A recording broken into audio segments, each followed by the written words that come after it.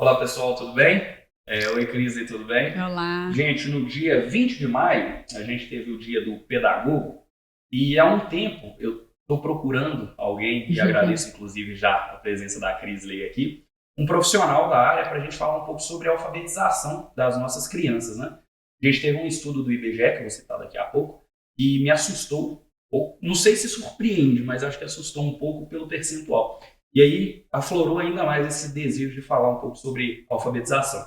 Então hoje eu trago aqui a Crisley Soares, que é pedagoga com formação, mas é professora de educação infantil, né, Cris? E se eu estiver falando errado, daqui a pouco você me corrige.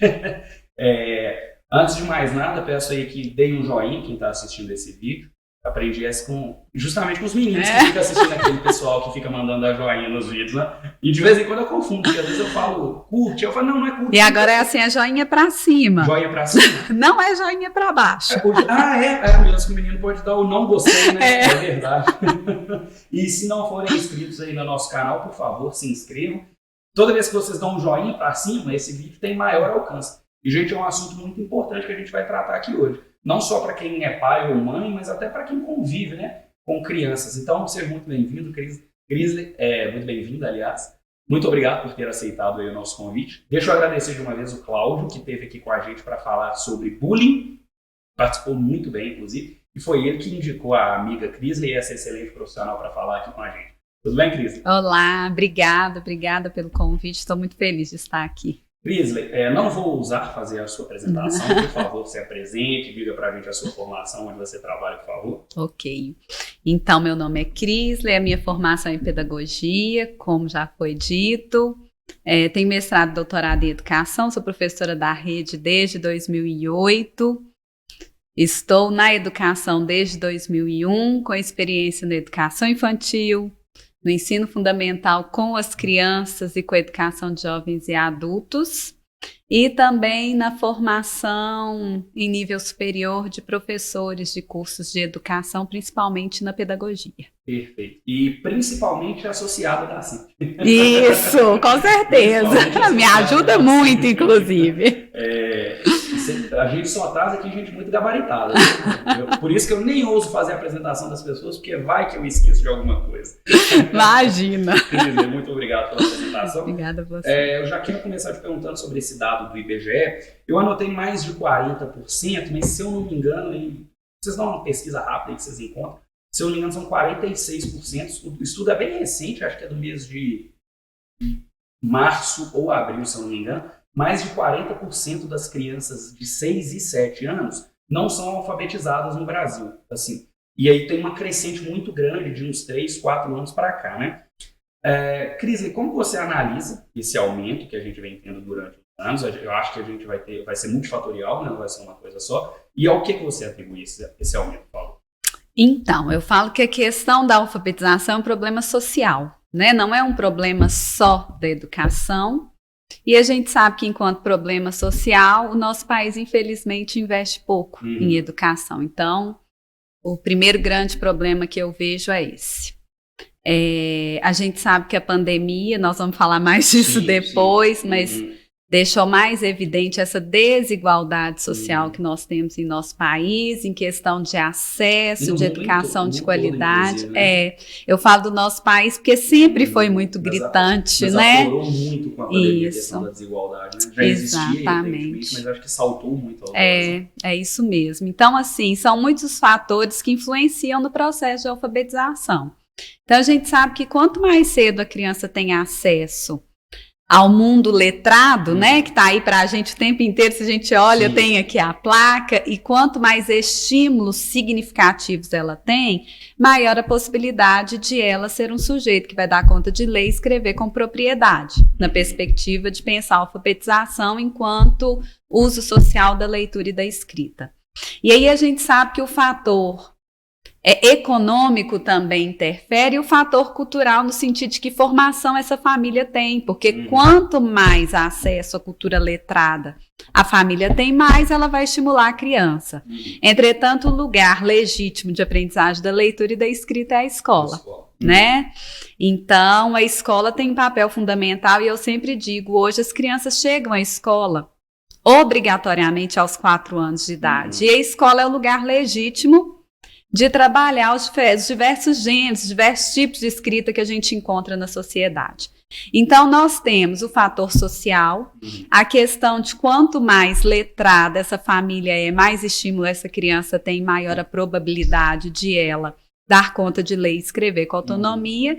E nós temos também, infelizmente, o processo de formação de professores que a gente sabe que cada vez tem caído mais em termos de qualidade. Então, eu falo que é um universo, né? Não é uma questão que, claro, enquanto professores, a gente tem que pensar bem nessa mediação pedagógica, porque é direito da criança, né? E o Plano Nacional de Educação do decênio diz isso, que as crianças têm que estar até o fim do 2º ano lendo e escrevendo. Eu estava comentando isso um pouquinho mais cedo. Eu, na minha época assim, de alfabetização, com 5, 6 anos, trocava de escola, né? E aos 6, você tinha que chegar aos 6 anos sabendo ler e escrever. O que acontece? Na verdade, hoje os meninos chegam mais cedo. Tem crianças que com 5 anos já estão no ensino fundamental, 1º ano. Então, tem a questão da maturidade também, que eu avalio, que eu falo que a gente tem que lembrar que antes, você é mais novo que eu, claro, mas, por exemplo, eu entrei para o 1º ano com 7 anos. Hoje os meninos entram com 5.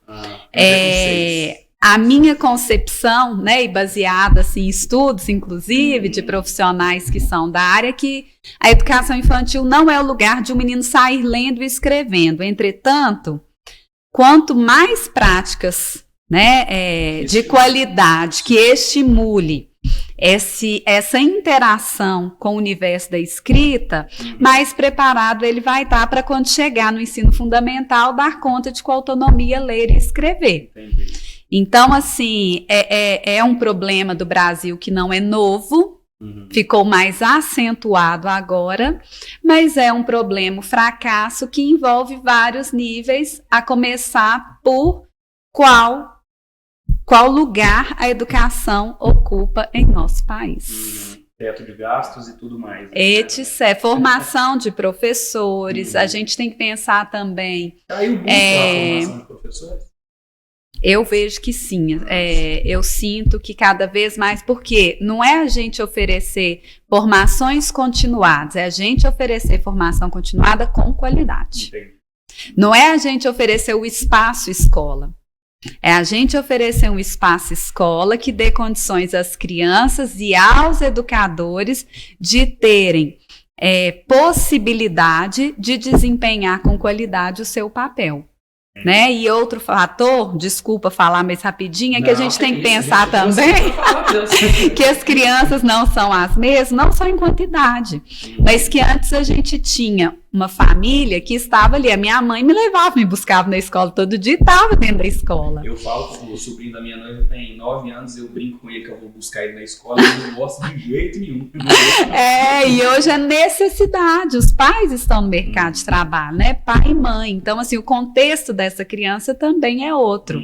Então a escola tem um papel muito importante, que é garantir que essa criança esteja aos 8 anos lendo e escrevendo. Entretanto, enquanto sistema político, a gente precisa garantir também que a escola tem a possibilidade de desempenhar esse papel tão importante, ao mesmo tempo em que as famílias precisam, de alguma maneira, ter condições de acompanhar.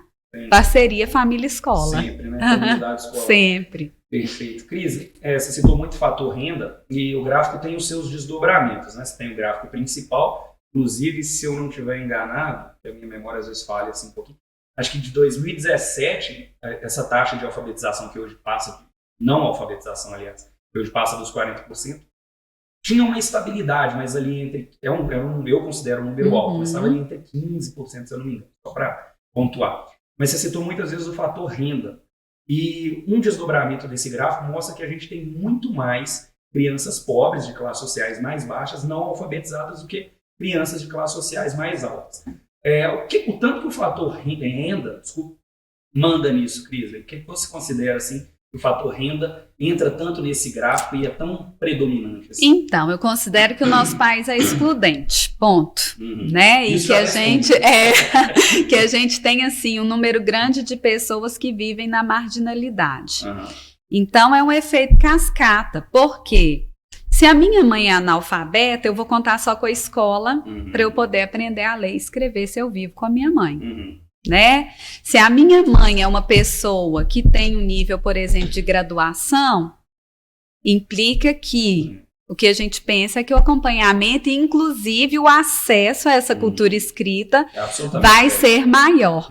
E, infelizmente, a tendência é que isso se reproduza, porque aí a criança tem a escola precisa fazer muito bem feito esse papel. Eu sempre falo assim, eu gosto de falar muito com as meninas que estão se formando o seguinte, quanto menos condições, maior o nosso papel com as crianças, maior a nossa responsabilidade. Até durante a pandemia isso deve ter ficado gritando. Com certeza. Porque assim, eles vão ter escola para esse universo. E aí, se eu não tenho dinheiro, o imaginário também influencia muito, sabe, Renê? Da gente vê assim, em algumas escolas, os meninos tendo a oportunidade de ir ao museu, ao cinema, ao teatro, pela primeira vez onde? Na escola. Os pais não se atrevem, porque apesar de hoje a gente ter um universo cultural gratuito muito bom, eu não tenho, por exemplo, dinheiro para pagar passagem. E é um universo, eu te falo assim, até em causa própria, porque eu considero o acesso à cultura um fator predominante na formação de cidadãos melhores. Assim. É uma área que eu gosto de me atentar muito. Mas mesmo o gratuito está muito distante. Muito eu não distante. falo nem só na questão financeira, mesmo que eles tivessem, por exemplo, dinheiro para o transporte. Aí é o teatro, isso não tem nada a ver comigo. E mal a pessoa sabe, e até por falta de instrução, não estou culpando a família, evidentemente, que o teatro está muito mais próximo dessa citou teatro do que ela imagina, né? Pode estar muito mais próximo. Mas enfim, assim. Por exemplo, vou falar de duas coisas. Educação de jovens e adultos. Quantas vezes, quando eles vão aos museus, por exemplo, eles falam, mas a gente pode entrar? Eu já passei aqui, mas eu tinha medo de perguntar, porque eu achava que era caro, porque o próprio lugar onde ele está situado me leva ao afastamento, esse lugar não me pertence. Então, o que a gente vê que é bacana dessa aproximação educação-cultura? A escola leva a criança e a criança passa a informação para o pai, que acaba tendo coragem de ir com a criança nesse espaço. Então, muitas vezes é a falta de informação de que é gratuito, muitas vezes é a falta de dinheiro para o ônibus. Por exemplo, na minha casa, eu tenho livros. Desde que as meninas nasceram, elas estão cercadas... Tem quantas filhas? Duas. Hoje já adolescentes, 11 e 13. Júlia e Lara. Isso. Então, assim, desde pequenas elas estão nesse universo, mas eu falo que eu sou privilegiada de ter essa possibilidade de dar acesso a livro, de dar acesso a frequentar uma feira de livros, um cinema, um teatro, ir a um museu, a um espaço histórico, mas a maioria das famílias não vive essa realidade. Então, assim, o fator renda, ele influencia nesse sentido. Muitas vezes a falta de acesso não é só o espaço gratuito, mas é pensar, será que eu vou ter coragem de entrar? Será que eu tenho uma roupa adequada para esse lugar? Eu tenho dinheiro para o ônibus, para um alimento? Então, assim, a renda influencia demais, né? Eu já fui muito evento cultural, gratuito, inclusive, que eu gosto de ficar procurando, que mesmo sendo gratuito, você consegue perceber que as classes sociais mais baixas buscam se afastar. Impressionante. Né? E na verdade, isso que elas não têm coragem de adentrar. Acham que não pertence. Esse universo não é meu. E o imaginário é esse. A gente entende demais, porque a hora que você olha para o padrão ali, às vezes pela vestimenta, pelo carro que chega, pelas coisas que está comprando, que está levando quando está ali, é natural do ser humano a gente se afastar quando não se sente pertencente àquele lugar. Natural. Então, olha como influencia o fator renda, né? E isso que eu falei, próprio lugar onde muitas vezes estão situados. Eu pego um circuito de museu, está num lugar que as famílias mais desfavorecidas estão acostumadas a ir para trabalhar, não enquanto fonte de lazer. Então, assim, a renda, para mim, é um dos principais, não é o único, mas é um dos principais fatores que influenciam nessa falta de acesso ao meio cultural que envolve o universo da escrita. Você falou crianças que vão ao museu pela primeira vez com a escola, eu sou um caso desse. Acho que foi o das telecomunicações, era aqui no centro, não sei se existe ainda. Nem lembro desse. Aí, tá vendo? Ele falou que mais não, é só o tipo de coisa lá, comunicação. Mas era um museu era da Oi, então tinha telefones antigos, bem legal. Isso nunca saiu da minha cabeça, acho que eu devia ter uns 10. Você lembra que você chegou aí, irmão? De vez em quando eu olho para lá porque o nosso o querido Ron tá ali fazendo o nosso background. Mas bem legal, não saiu da minha cabeça isso nunca. Aí, hoje, marca. quando eu vou viajar, por exemplo, eu já mapeio o museu que eu quero ir. Olha pra você. E olha como é que tem relação. Renê, por exemplo, você quer ir, você quer conhecer a história daquele lugar. Logo, vem a curiosidade de aprender a ler e a escrever. Perfeito. Né? Então, por exemplo, eu quero ir a determinado país por causa do museu, mas eu quero me apropriar do que tem lá. Logo, eu preciso aprender a língua de lá, porque eu não quero só saber pelo outro, eu quero saber por mim também. Perfeito. E o processo de aprendizagem da leitura e da escrita passa por isso. É o olho brilhar e pensar, eu não quero mais depender do outro para me passar a informação que está no texto. Eu quero ler para mim, né? Com autonomia. Cris, outro ponto que eu trago muito aqui, falo disso algumas vezes, é o excesso de telas para as crianças, né? Hoje talvez eu possa estar falando besteira, mas eu acho que de forma muito exagerada para as crianças. Hoje, além do celular, você tem a própria televisão. Uma coisa que eu reparo muito é que, por exemplo, a criança, para procurar alguma coisa, na minha época, por exemplo, eu já tinha videogame. Mas para eu saber o que estava acontecendo no videogame, eu tinha que saber ler. Hoje não, hoje a criança vai procurar um vídeo no YouTube, ela não tem que saber ler. Não, apertou e fala, né? Televisões hoje, a criança vai assistir vídeo no YouTube, mesma coisa. O controle tem o controle de voz, né? Que fala. Isso. Então, a criança, eu não preciso saber ler e escrever. Tudo está ao alcance da minha voz e eu já tenho voz, então para que ler e escrever? Então, assim, é uma percepção que eu tenho, não tenho dado concreto disso, mas quando você acha que esse excesso de telas influencia nessa baixa taxa de alfabetização e também pode ser benéfico, que é uma pergunta que eu me faço, né? Pode ser benéfico também, Cris? Então, eu sempre falo assim, qualquer coisa em excesso faz mal, né? Por melhor que ela seja, se é excessivo, faz mal. E a tela entra nisso. Enquanto família, eu penso que a gente tem que ter o cuidado, até porque para cada idade eu tenho um tempo máximo, né, que é indicado pelos médicos para esse acesso à tela. Então, o tempo é um fator fundamental, mas a qualidade do que eu vejo também. Sim. Né? Então, a gente tem que... Né? Exatamente. A gente precisa estimular, porque a tela está aí. E o texto está ali na tela também. E aí, quando você pergunta, pode ser benéfico? Pode. Pode aguçar a curiosidade e esse desejo que eu falei de querer aprender a ler e escrever. Mas nada em excesso, né? Então, enquanto família, pensar que até porque criança é o sujeito do brincar, a gente precisa deixar isso muito claro. E é um sujeito em processo de formação. E a gente vive em sociedade. Como é que essa criança vai aprender a interagir se a única interação que ela tem é com a tela? Né? Então é importante que os espaços abertos sejam oferecidos, que o texto impresso seja oferecido. Nossa, eu adorava. Hoje não existe mais. Não, assim, tem, mas ele não está aí acessível, ou melhor, a gente não tem utilizado como deveria, né? E conhecer os diversos suportes onde estão a escrita é fundamental. Então, enquanto família, controlar não só o tempo, mas o que também está sendo propiciado. Enquanto escola, a tecnologia veio e a gente não pode ver como inimigo, né? Eu penso que a pandemia ajudou um pouco nesse olhar, mas ainda é muito comum dizer que a tela ganha da gente enquanto educador. E, na verdade, não é isso. Às vezes, para os pais, é uma coisa que eu percebo também, né? Eu fico assim, sabe, Renê? Vamos pensar que cada um tem a sua rotina, cada um sabe a dor e a delícia de ser o que é, né? Então, muitas vezes, a gente fala, mas é o que eu tenho para distrair, para eu precisar fazer o que eu preciso. A gente tem que pensar também até onde esse fazer o que eu preciso não dá para largar nada, né? E mudar a rotina, porque a gente tem que entender que talvez agora a gente pense que está tudo bem, mas a longo prazo a gente vê a diferença. E a gente tem escutado muito no nosso meio, sem embasamento, tá? Sem embasamento teórico, mas assim, a gente fala, tem aumentado o número de crianças autistas, e aí o autismo no sentido de os meninos se isolando, vivendo apenas em função da tela, e aí na hora que sai daquele universo da tela, não dá conta de interagir. Então, são crianças que já passaram por quase 2 anos de pandemia. No mês, só te cortando rapidinho, no mês Pode passado falar. eu recebi aqui uma psicóloga, a Carla, inclusive se estiver assistindo, um abraço.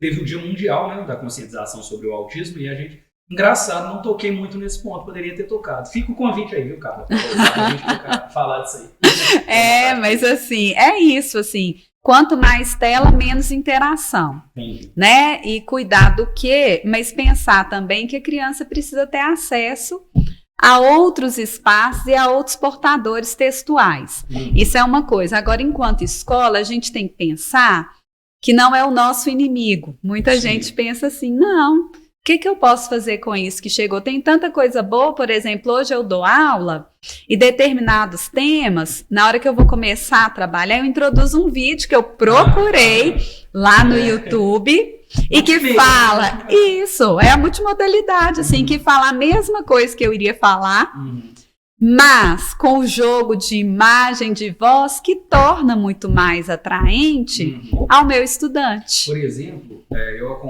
eu gosto de YouTube também, tá, gente? Às vezes parece que eu sou um arcaico aqui que não, ele não tá parecendo, não. Eu gosto também, mas assim, eu seleciono muito o que eu assisto, tá? E as crianças, elas não têm essa autonomia para fazer seleção, né? Então aí tá um grande risco. E o que acontece? Eu gosto de assistir o Felipe Castanhari, assisto há anos, inclusive o Castanhari já deve ter aí deve ter mais de 10 anos deve ter aí uns 10 anos de canal no YouTube. E eu recomendo muito, inclusive, para quem tem criança em fase de crescimento, assim, ou até adolescente mesmo. Ele começou falando de coisas da infância dele, então era mais relacionado ao universo nerd, entre aspas, coisas de videogame, assim, tal. E em determinado momento ele passou a falar de história no canal dele. Inclusive existem umas críticas, ele estava falando isso ontem com o pessoal. O pessoal comenta que ele não apresenta muito as referências dele. É complicado. E eu vejo muito relato. Então, por exemplo, ele já falou sobre Primeira Guerra Mundial, sobre Segunda Guerra Mundial, já falou sobre Hitler, já falou sobre os Beatles. Quem me assiste sabe que eu gosto muito dos Beatles. Assim, esse dos Beatles, por exemplo, acho que o YouTube chegou até a derrubar, mas é um vídeo de 2 horas. Então, assim, é um super documentário. E eu já vi muito relato, eu fiz abri esse parênteses todo para falar, eu já vi muito relato de que professores passam muitos vídeos dele dentro de sala de aula. Eu acho muito interessante. Então, assim, é um alcance que eu imagino que ele não achou que não teria, mas olha onde ele chegou. Ele chegou dentro da sala de aula, participando da formação de novos cidadãos, né? E aí você traz uma coisa, trazendo aqui para a questão da alfabetização, né? Porque quando você traz assim, as pessoas não conheço, vou procurar. Felipe Castanhari, canal Nostalgia. Não, mentira, olha só. A minha filha adolescente, inclusive, alguém indicou, e semana retrasada, ela estava usando para estudar para as provas. E eu gostei, inclusive indiquei, mas não atinei para o nome. Tem palavrãozinhos assim, mas todo lugar tem palavra. A gente saber.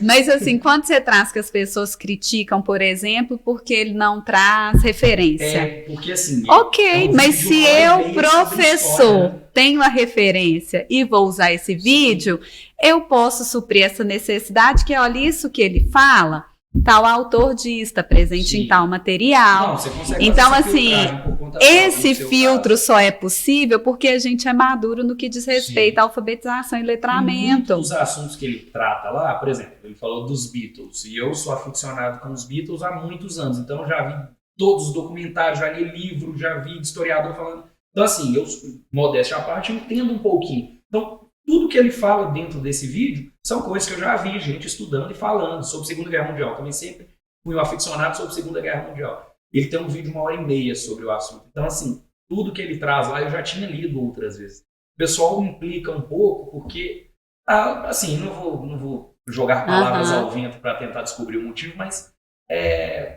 acho que onde ele chegou, né? O pessoal hoje a gente incomoda. A gente tem essa cultura do TikTok, que são vídeos de, sei lá, nunca tive TikTok, tá, gente? São vídeos de 30 segundos, se eu não me engano.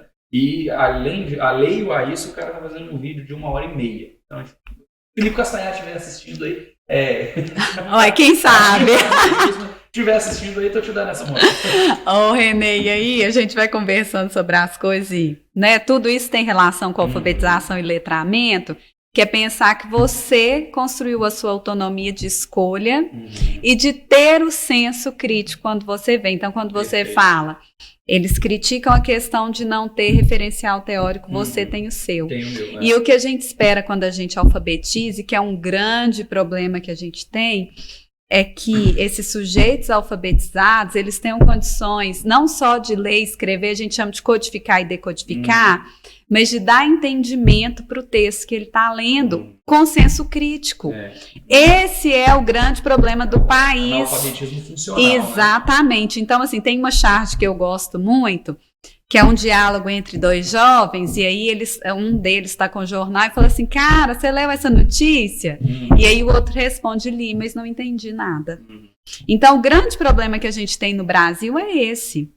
Essas crianças, esses jovens, esses adultos, esses idosos que estão sendo alfabetizados, eles precisam se apropriar desse universo da escrita, dando sentido para o que eles leem e sendo capazes de produzir texto adequado ao contexto. Então, por exemplo... E reproduzir da maneira correta também. É isso. A gente está aqui, por exemplo, numa conversa formal, mas que permite a gente algumas informalidades. Sim, sim. Mas a gente não vai conversar como se a gente estivesse num boteco, por exemplo. A linguagem é outra. Eu vou sua cabeça e concordou. Depois de umas 20 garrafas, Rômulo. Não é assim que eu converso, não. Quem teve a oportunidade de sentar comigo numa mesa de bar, sabe? Nós vamos pro boteco depois daqui pra ver. Mas é a gente pensar nisso, assim...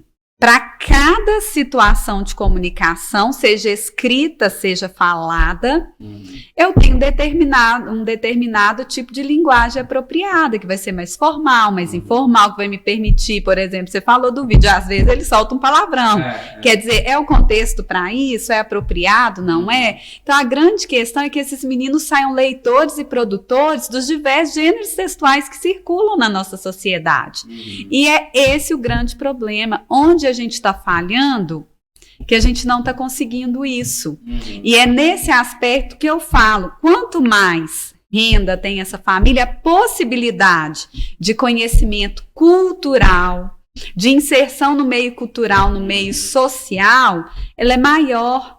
E aí, leitura e escrita envolve conhecimentos prévios. Paulo Freire já falava, a leitura do mundo precede a leitura da palavra, ou seja...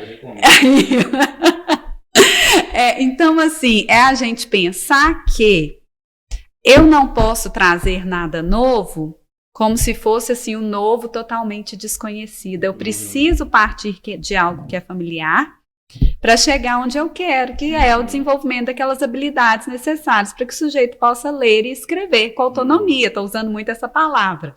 Né? Então, a minha mediação enquanto educadora, ela tem que ser muito bem pensada. Agora, se a criança não traz essa bagagem, a escola tem a obrigação de possibilitar. Só que você entende que essa criança já chega com uma defasagem no sentido de... Outras, Exato. Então, por isso, a maioria da nossa população é uma população pobre que vive às margens, logo o número de não alfabetizados vai ser significativo no sentido de gritante. Entretanto, não é porque o sujeito não chega que a escola não vai fazer nada. É papel e é obrigação dessa instituição que ele saia lendo e escrevendo.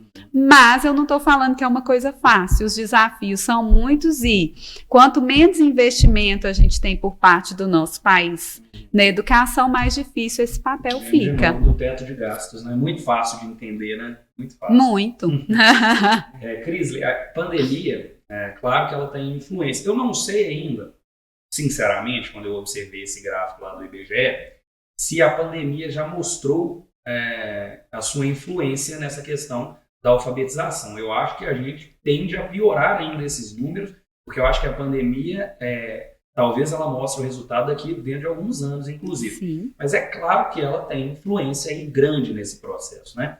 Qual é o tamanho dessa influência? E você acha que, atualmente, nas suas observações, quando você está dando aula, você tem muita dificuldade em relação à pandemia? Você acha que ela impôs muita dificuldade assim? Tem um tanto de coisa aí. Então, vou falar da realidade vivenciada, comparando, por exemplo, as crianças E aí não é preconceito, é importante deixar isso claro. Não é mesmo, eu volto lá na renda que a gente tem falado e no acesso à cultura. A gente vê um desenvolvimento, não estou generalizando também, tá? Mas um desenvolvimento maior das crianças que estão na rede privada do que das crianças que estão na escola pública. Porque a família, de alguma maneira, deu conta de suprir isso. Por exemplo, enquanto eu tinha os meninos da escola pública, que os pais não tiveram o direito de isolamento, porque eles precisavam sustentar a família e para isso eles precisavam sair para trabalhar, esses pais estavam fora, as crianças estavam sem a escola e tinham que realizar suas atividades com o mínimo de mediação do professor. Né? Então, assim, e sem acesso a, inclusive, outros materiais que poderiam ajudar, porque em casa não tinha. A criança também, vou falar de novo, não generalizando, lá da rede particular, se os pais saíram, tinha a babá, que é a mãe, aquela mãe que deixou o filho em casa, ajudando, uma professora, exatamente. Uma professora particular, vários materiais, uma internet boa para pesquisa. Eu acho que, só te cortando, pode ficar à vontade. A gente está tão inserido no universo de tecnologia que às vezes foge para a gente a desigualdade do nosso país. A internet, qualquer um tem internet. Não é qualquer um que tem internet. Não, tem gente que não tem o básico. Então, assim, a internet é um universo muito distante. E uma coisa que eu fui aprender na pandemia é quantidade de dados. Por exemplo, o meu filho, professor, ele não pode assistir a aula que vai ter ao vivo, porque os dados que eu tenho não comportam. Ele não consegue buscar vídeo no YouTube porque os dados não dão. Então, olha como é que é desigual. Né? E aí, eu confesso que eu esqueci a sua pergunta. Se aumentou o número, né? É porque a gente vai falando. Eu gostei de conversar com você, Cris, que você tem uma característica que eu tenho. Porque assim, eu começo a falar, mas aí eu quero abrir um parêntese. E aí eu abro um parêntese muito grande e eu acabo às vezes perdendo o fio da meada e esquecendo o que eu tava. Essa sou eu. Não, mas é do número, né? Assim, Então, assim, muito. Por quê? Porque essas crianças ficaram sem a família em casa, sozinhos, e sem a escola. E onde é o lugar qual é o lugar onde eles têm acesso a esses textos de qualidade e essa mediação de qualidade no processo de ensino na escola? Então, por mais que a gente tenha tido intervenções que fossem, né, do ensino remoto, não é a mesma coisa quando está professor e criança. E outra coisa que a gente falou lá no início, criança não tem maturidade para o virtual, para ficar na tela. E nem a gente. Quantas vezes eu já me peguei lá cheia de coisa para fazer e mexendo sem necessidade. É isso. Então, assim, sim, a gente ainda não tem dados concretos, assim, que de fato é oficial, mas os dados estão mostrando, e a gente, enquanto professor, está percebendo isso com retorno ao presencial, o quanto é gritante a defasagem, entre aspas, que eu nem sei se a palavra é defasagem mesmo, eu fico me perguntando se é, mas enfim, que a falta da escola fez na vida dessas crianças. Sim, eu acho que a gente ainda vai perceber isso dentro de alguns anos. Eu acho que assim, sabe, Renê, a gente já está percebendo, mas sentir mesmo. Sim. Essas crianças vão sentir lá na frente. Então, assim, é a gente pensar que não existe essa coisa de 2 anos em 1. Educação não é isso, mas que a gente precisa ter muita clareza do que não foi consolidado e que é fundamental para a alfabetização, por isso a gente fala de conhecimentos essenciais e entender que por mais que eu esteja, por exemplo, lá no 5º ano, se habilidades relacionadas ao 3º, ao 4º, não foram consolidados e são essenciais, eu, professor do 5º ano, preciso voltar lá para que a gente não aumente ainda mais essa desigualdade, porque em alguns aspectos eu preciso ter base. E se a base não é construída, o resto também não vai. E aí a gente vai criar mais um tanto de analfabetos funcionais, de sujeitos que vão evadir da escola ou que vão passar pela escola sem garantir aquilo que é de direito deles, que é ler e escrever.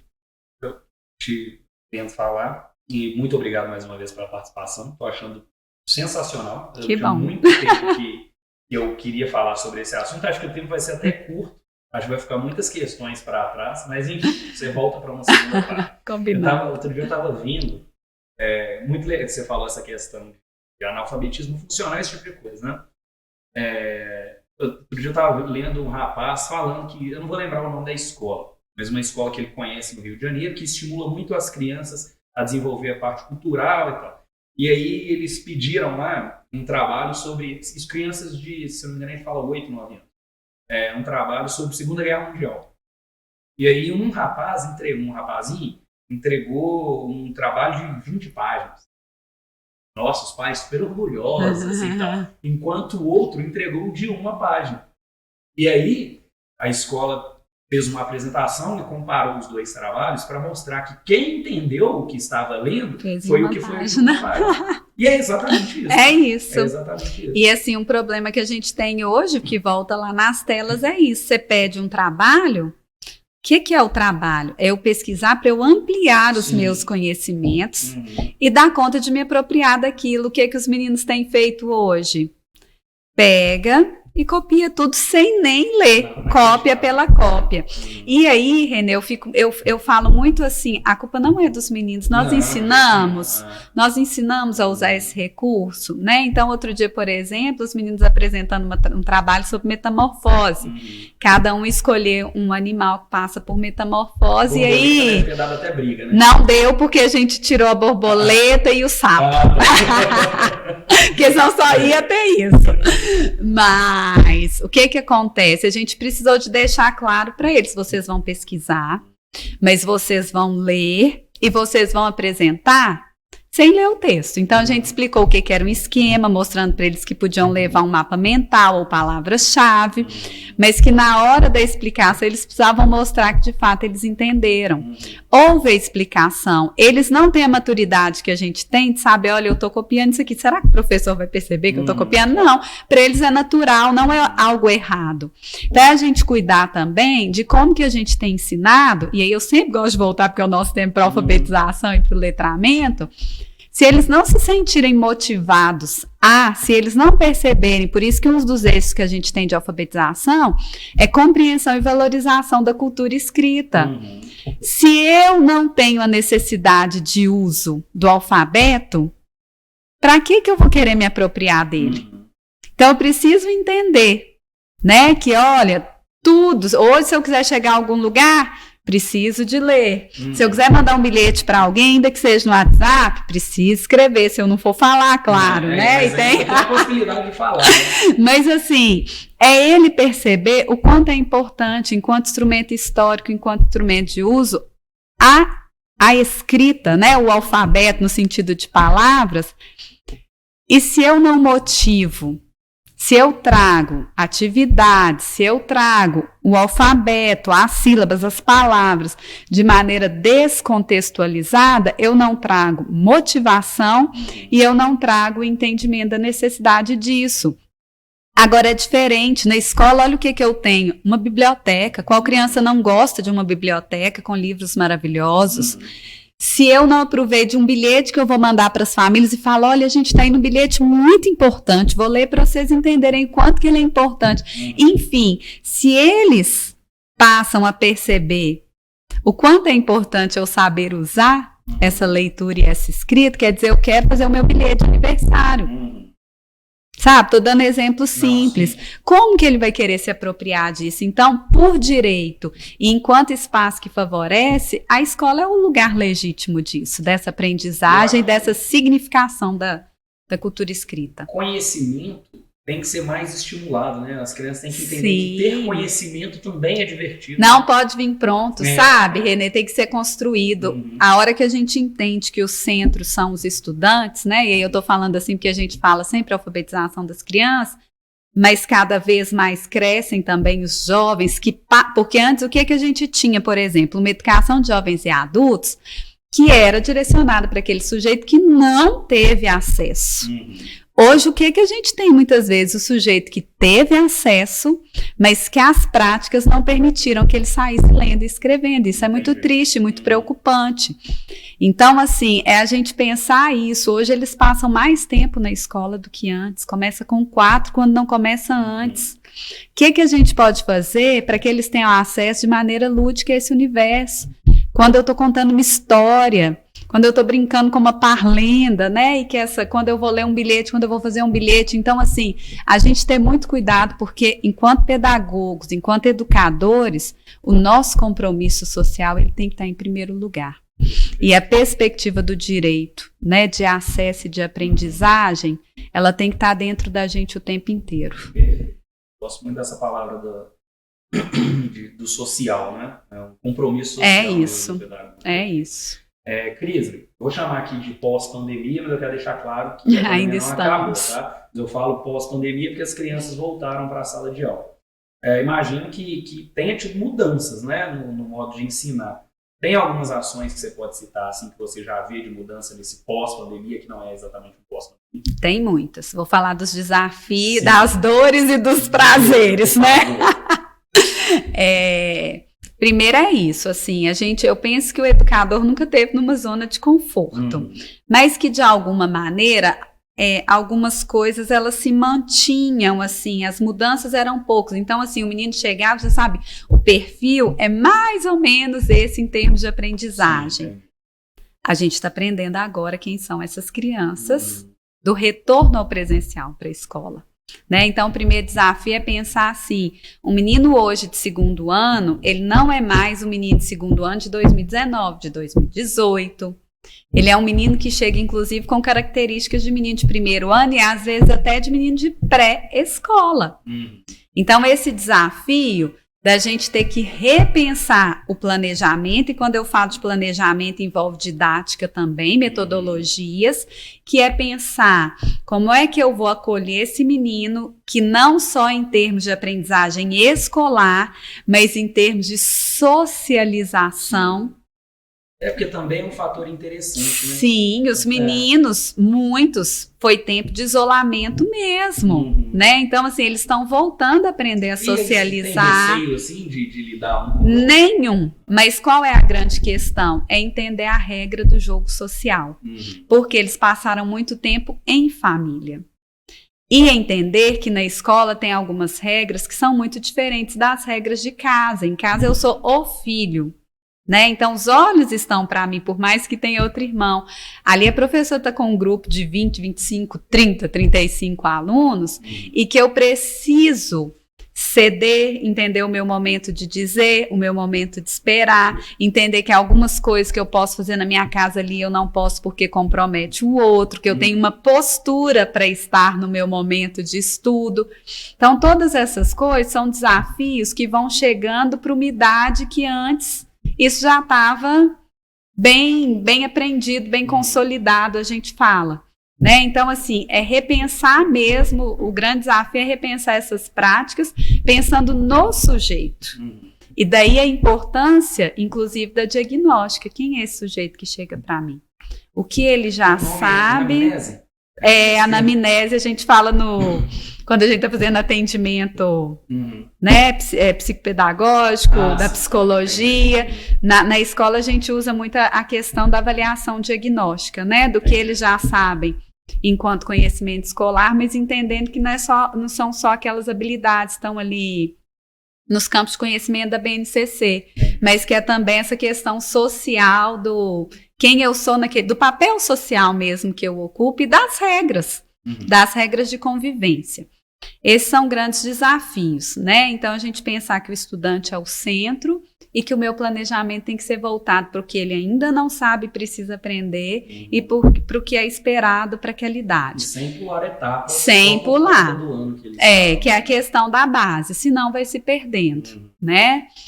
Agora, aspectos positivos que a gente tinha professor que não ousava, por exemplo, encostar no computador. Né? Aqui eu então, assim, as lives que a gente fazia, que é mais ou menos isso aqui, mas a gente fazia ao vivo, agora é gravado. são fruto disso, né, da pandemia, e a gente tem uma maioria de pessoas que são usuárias aqui dos espaços da ASEMP no dia a dia, que são pessoas da terceira idade, e muitas pessoas, a maioria eu diria, não tinha familiaridade com a tecnologia, né? E hoje estão todos de parabéns, inclusive, que porque bom. dominam. Eu falo assim, a gente só aprende usando. Não, a gente vai transmitir, mas vai ser pelo Zoom ou pelo Meet, tá desse jeito. Coisa chique.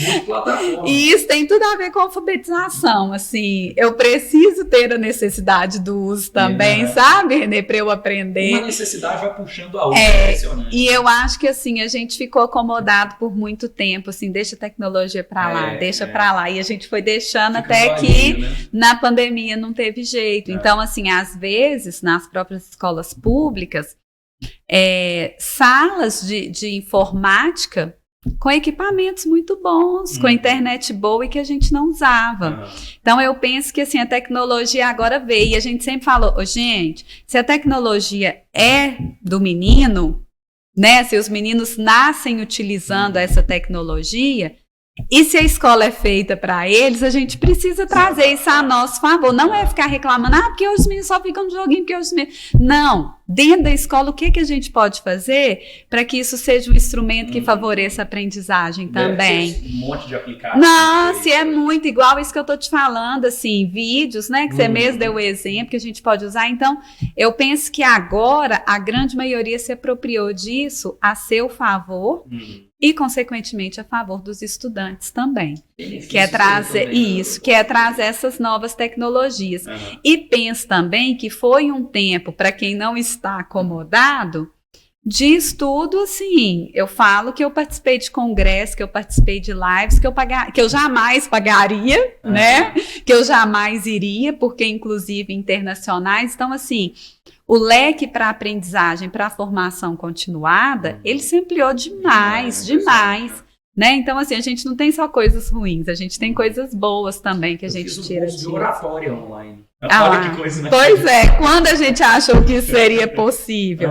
Eu sempre tive o sonho, né, trazendo agora para a Crisley Pessoa, mas que tem relação também com o ser pedagogo, eu sempre tive o sonho de fazer Libras, e eu falava, não cabe no meu horário. Tô eu fazendo Libras online. Quando a gente pensou em disponibilizar Libras online, pensar que o outro ia aprender. Sabe que quando eu estava na faculdade, eu fiz presencial, mas tinha matérias online, né? E aí você tinha as obrigatórias online, e você tinha... Engraçado, eu odiava as online, olha que coisa.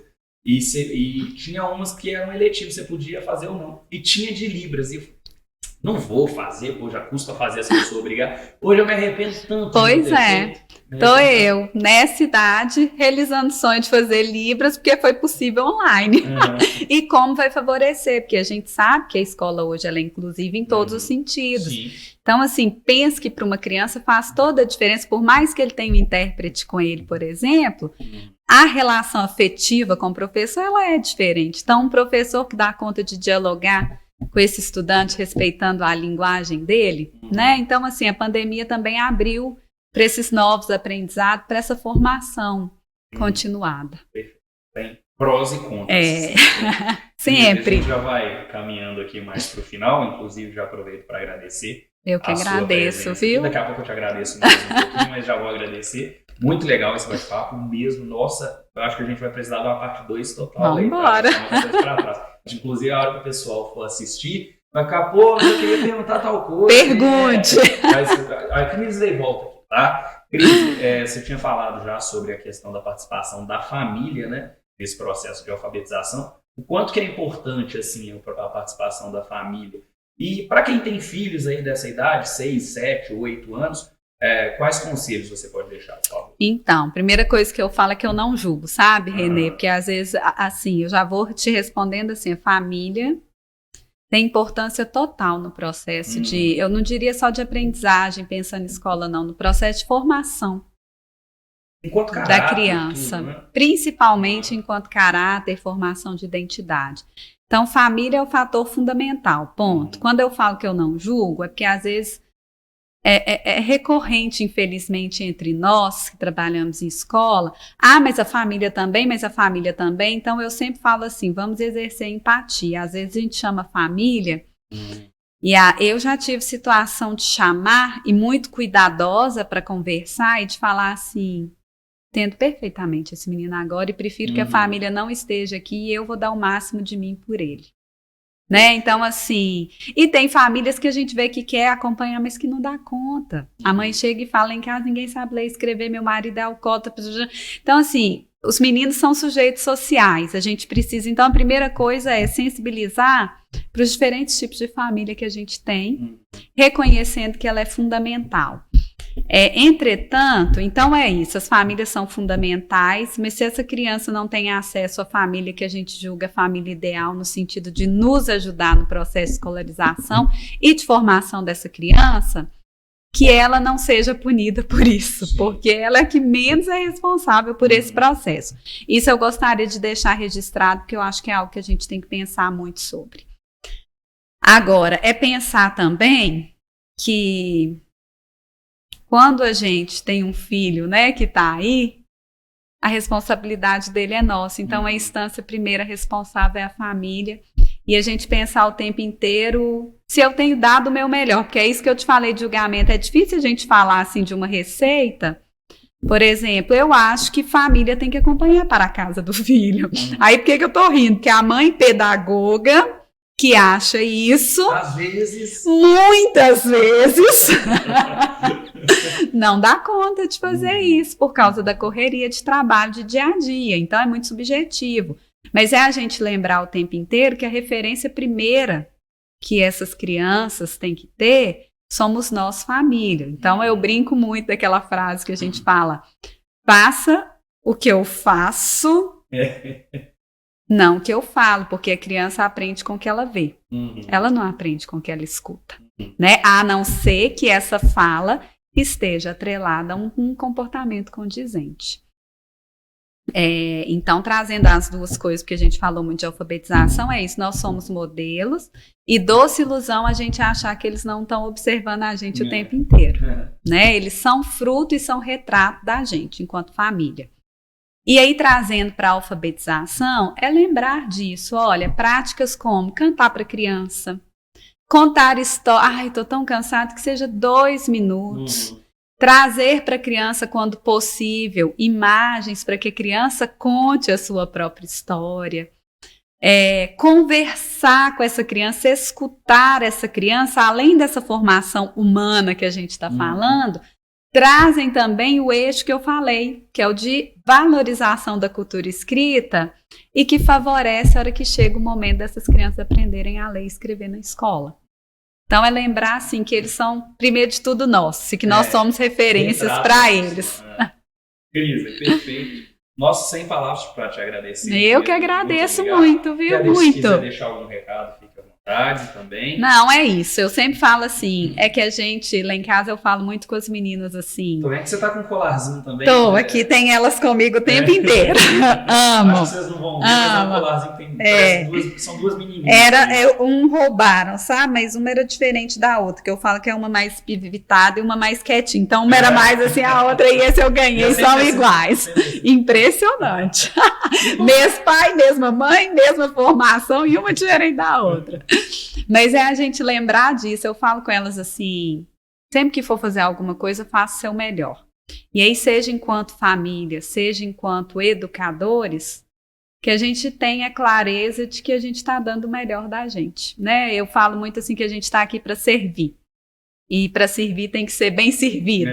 Né? Não faz sentido ser mais ou menos. Então é isso. E agradeço muito por estar aqui. Viu? Eu que agradeço muito. Muito obrigado mesmo, de coração. As portas aí estão sempre abertas. Obrigada. Porque é um assunto que tem muitas vertentes, né? Eu falo que assim, infelizmente a gente tem a gente ficaria aqui 4 horas. A gente tem um pedacinho desse tamanho para falar. Então, assim, a gente tem que fazer um recorte do que a gente, entre aspas, considera mais geral. Assim. Mas se a gente for trazer pequenos recortes, tem muito assunto ainda. Então, assim, é verdade. As portas estão sempre abertas. Obrigada. Muito obrigado. Eu agradeço mais uma vez o Cláudio por ter indicado essa Obrigada, Cláudio.